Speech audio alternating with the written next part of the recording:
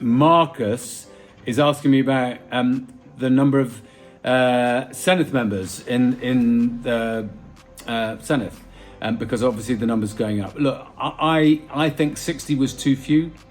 It's when you think about it, if you've got 60 members of the Senate and half of those are by definition in the governing party and more than half of those are ministers, then you've not got enough people really to scrutinise the ministers, and you could say that over the years we've not had enough scrutiny of some of the decisions that have been made in the Senate, and if we had more members of the Senate to do that job properly, I think that would be a good thing.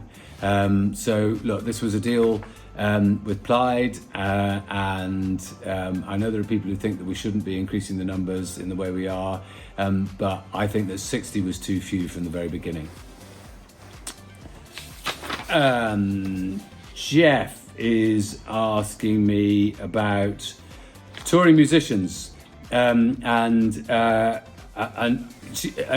this is about we've been determined to try and get British artists, classical musicians, pop musicians, and all their kit and so on to be able to travel not just to one country in Europe at a time after Brexit, but to go on a proper tour, and that's not economically viable at the moment and really difficult because of the visa restrictions imposed by the EU.